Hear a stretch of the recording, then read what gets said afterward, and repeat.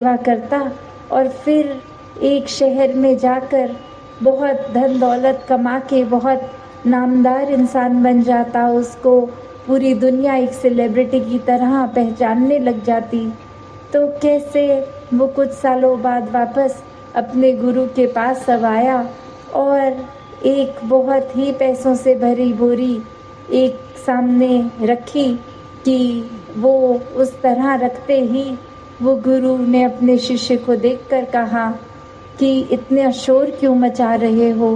और वो शिष्य सोचने लगा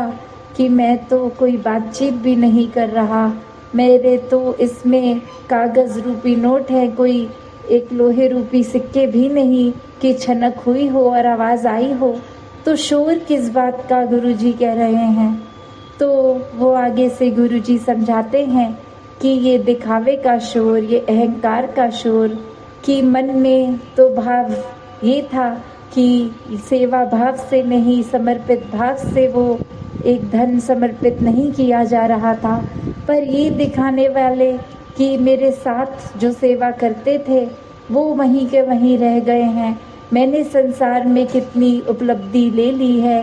एक मेरी एक महिमा हो गई है, मैं कोई इम्पोर्टेंस रखता हूँ इस दुनिया में, मुझे पहचानने वाले बहुत हो गए हैं।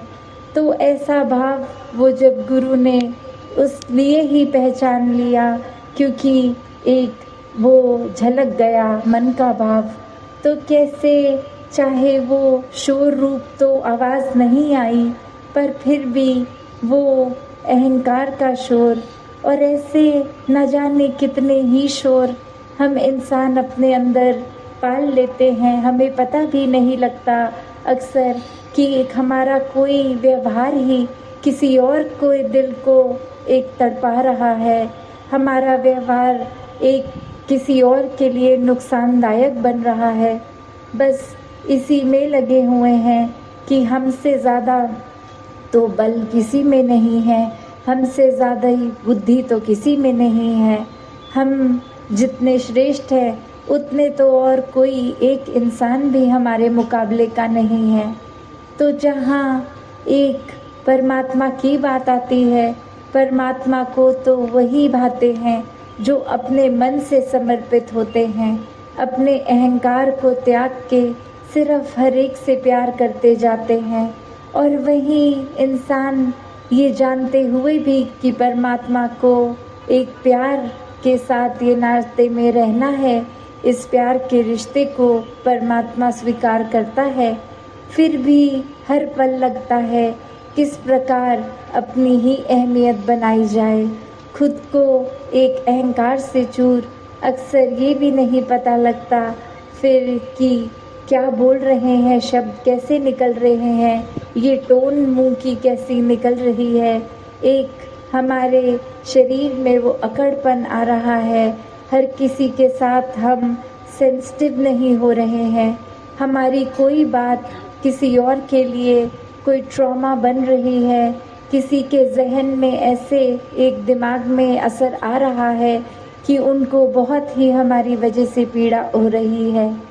तो जो भी अपने आप को इस परमात्मा से जोड़ के रखता है, वो जाने अनजाने कभी भी किसी के लिए पीड़ा का कोई ऐसा काम नहीं करता,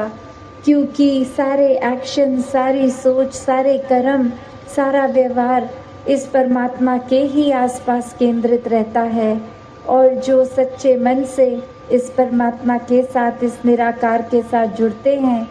उनके मन में फिर किसी के लिए भी कोई बुरी बात नहीं ठहरती।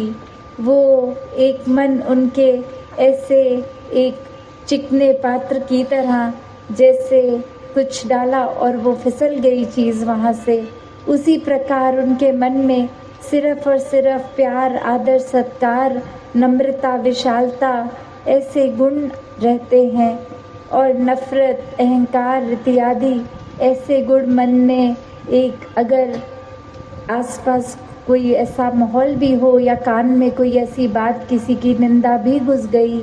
तो भी वो दिल से निकल जाती है। तो एक बात वही कि जितना ज़्यादा हम इस परमात्मा को हर समय के लिए देखेंगे, उतना ज़्यादा इसी के एहसास में सुमिरन रूप चलेगा। इस परमात्मा की बनाई हुई सृष्टि के एक लिए संवारने के लिए, किसी के लिए अपने मन को समर्पित रखेंगे, सेवा भाव जितना आएगा और अपनी सोच विचारों को एक सेल्फ एनालाइज करते हुए भी और सत्संग में आकर भक्तों की वाणी के साथ भी देखेंगे कि आज ऐसे सत्संग में क्या वचन आए कि हमारे जीवन को जो चेंज कर सकते हैं, हमारे अंदर एक पॉजिटिव बदलाव आ सकता है। तो बात वही कि संतों ने तो इस परमात्मा का ही गुण गाना है।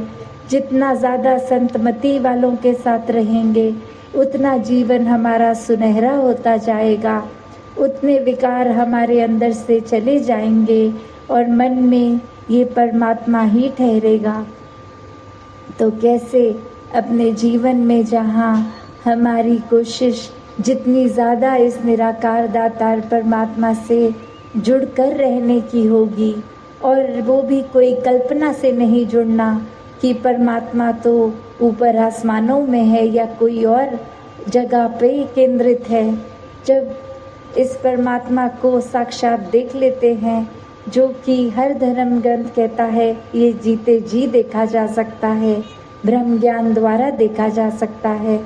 और जितना हर समय इसके एहसास में रहेंगे, विपरीत दिशा में ये बुद्धि नहीं जाएगी, कर्म एकदम एक अच्छी रास्ते पे ही रहेंगे। जितना ज़्यादा हम इस रूहान परमात्मा से जुड़ेंगे उतना ज़्यादा ही वाकई ही एक असली इंसान बनेंगे। तो ऐसा ही जीवन हर एक ने अपनाना है, ऐसा ही जीवन जीने के लिए इस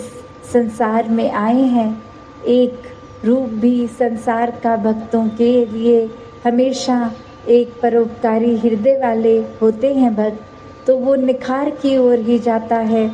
फिर एक इस जीवन में आए हैं, जिस तरह धरती उस समय थी, तो पूरी कोशिश होती है कि अपने जीवन द्वारा, एक सेवा द्वारा फिर इस धरती को जब छोड़ कर जाएं, तो जब आए थे उससे ज़्यादा सुंदर छोड़ के जाएं, कर्मों द्वारा, व्यवहार द्वारा भी। बाकी एक पूरी एक एनवायरनमेंट के लिए भी, फिर वो चाहे स्वच्छता की बात होती है,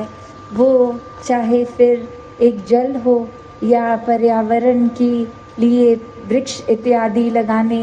इंसानों में ये रक्त का दान देकर ऐसे अनगिनत सेवा रूप किसी के लिए जो बिना किसी स्वार्थ के की जाए, सेल्फलेस सर्विस की बात। तो ऐसा ही जीवन फिर संतों का बनता है। वो आध्यात्मिक रूप से भी जहाँ इस परमात्मा से जुड़ते हैं, वहीं एक सामाजिक भी दृष्टि स्वयं ही बन जाती है। जितना प्यार इस परमात्मा से, उतना ही प्यार फिर इस परमात्मा की बनाई हर चीज़ से हो जाता है। ऐसा जीवन ही एक मुबारक पात्र जीवन है। हर एक का ऐसा ही जीवन बनता चला जाए। सत्संगत जी, धन निरंकार।